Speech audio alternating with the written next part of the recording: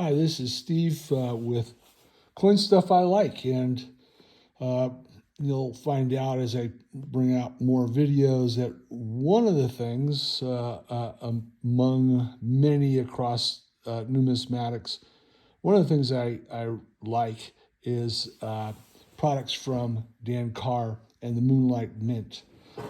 If you don't know Dan Carr is a individual in Colorado that actually has a an old Grabner coin press from the Denver Mint. It was actually in operation at the Denver Mint from 1986 to 2001.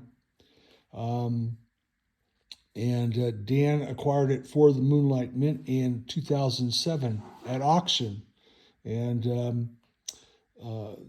Dan restored it and completed the restoration in 2008. So that's when he started using this particular coin press to produce his coin art, and it is coin art. A little bit more background about Dan. Um, uh, Dan was a finalist in multiple U.S. Mint coin calls for designs, and he actually was a finalist in the Sacagawea dollar, um, the California quarter, the Florida quarter, Wisconsin quarter, and Colorado quarter. He's a finalist for all of those for the U.S. Mint design. And actually, he was a finalist for the Maine quarter, state quarter, and that was actually selected. So his design for the Maine quarter is what you have with your state quarters. A little bit more, I mentioned Sacagawea dollar. His reverse design was a finalist.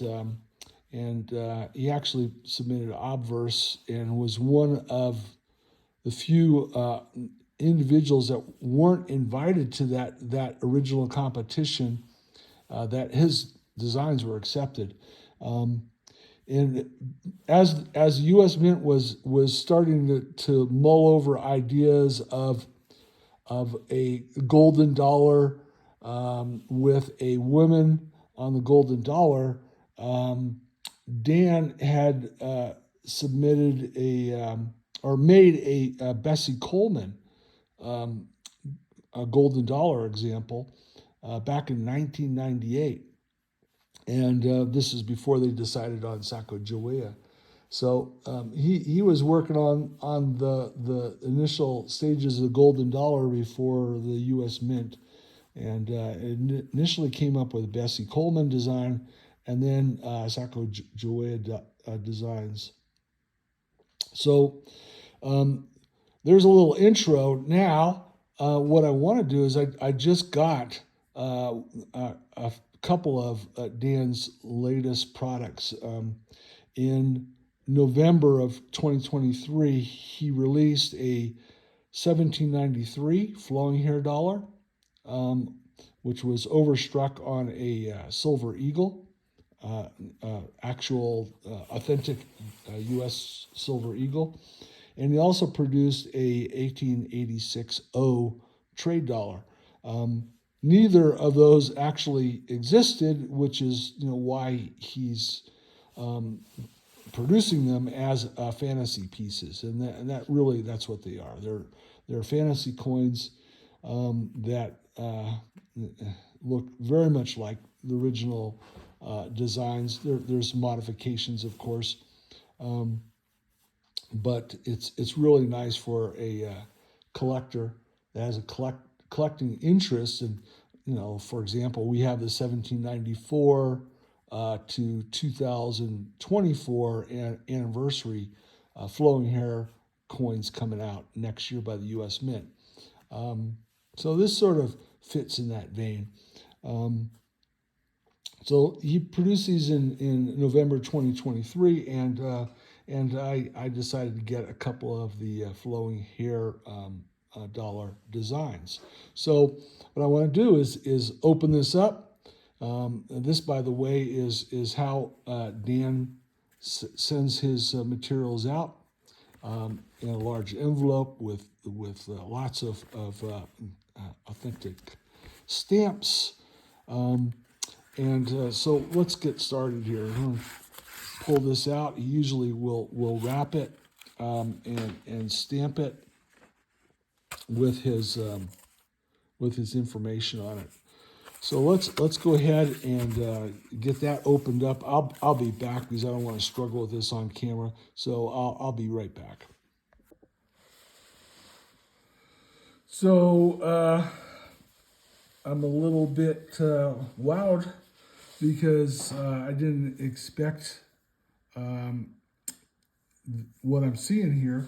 So basically, what Dan did is he produces 1793 flowing hair dollar, and which is overstruck on American Silver Eagle. And what he did is, right now the current mintage is 189 pieces. He's very good.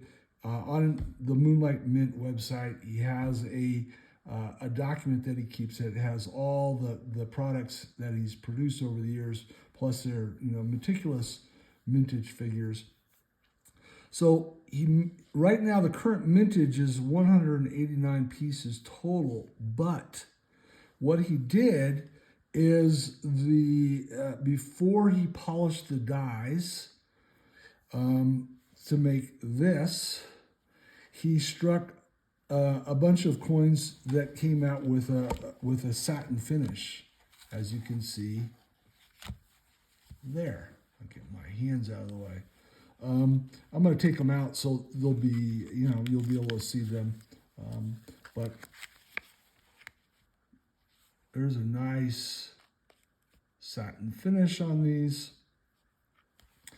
And then he only did 9. Here's the certificate of authenticity, and he signed it on the back and wrote satin. The other one you can see is a regular certificate of authenticity. Regular certificate of authenticity, no signature on the back for the regular ones. So wow, I got in early on this when I ordered it, but I certainly didn't expect to get one of these 9 that were minted with a satin finish. So let me run down those mintage numbers. Right now, he's at 189 that total that he's minted. 9 of them were produced with unpolished dies with a satin finish. 18 were slightly broad struck. And 161, that's the majority, and 161 were produced like this, of which 155 are proof-like and 6 were proof-like, but then he antiqued them so they look like they're toned. And I've seen pictures of that, and that's fantastic. I mean, it's incredible looking coin.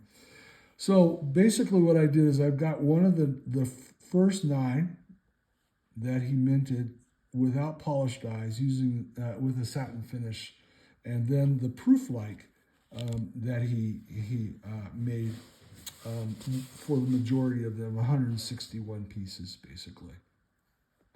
Let me now get these things out so we can take a closer look. All right, so now that I have them out, I'll remind you, this is 1793 flowing here dollar, overstruck on American Silver Eagle, authentic American Silver Eagle coin. The U.S. Mint did not produce a flowing hair dollar in 1793. It only produced them in 1794, 1795, and will be producing flowing hair anniversary coins in 2024, that 1794 to 2024. So here is the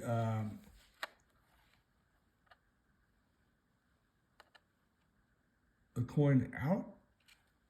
There it is. And then I'll flip it. You can see on the bottom it says overstruck on American Silver Eagle. But just a brilliant, nice satin finish and really nice representation of a flowing hair dollar. And then let's get this one over here. Let's get this proof-like. Proof-like is pretty amazing reflective fields. There it is. And then I'll flip it.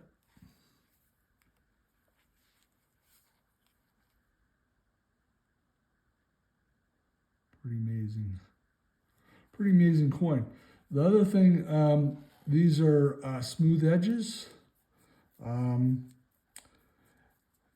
Without reading for both of these.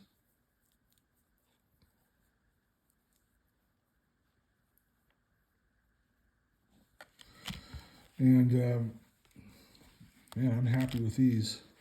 So what I typically do at this point is I will package them up and send them off to Annex. Annex will grade and encapsulate any of Dan Carr's work from Moonlight Mint.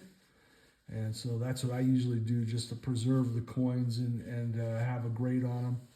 So, you know, when they eventually get sold at some point, my offspring will know what to do and what they have.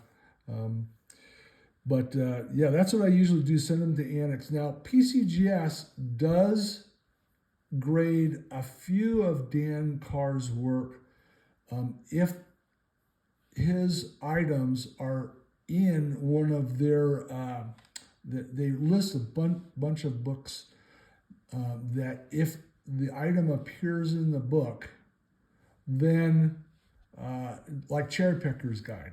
If a coin appears in Cherry Picker's Guide, then PCGS is going to attribute it and grade it. And there's a number of other books that are similarly this. You know, if it's in the book, they're going to attribute it and grade it. And some of Dan's coins are in one of the books, and I just can't remember it off the top of my head, and I didn't prepare for that. But just the same, these will go to Annex to get graded. Boy, I'm really happy. I didn't expect to get a satin and a proof-like. I expected both proof-like. Anyway, thank you for watching. Remember, you know, when you're buying coins, buy smart, but also buy stuff you like.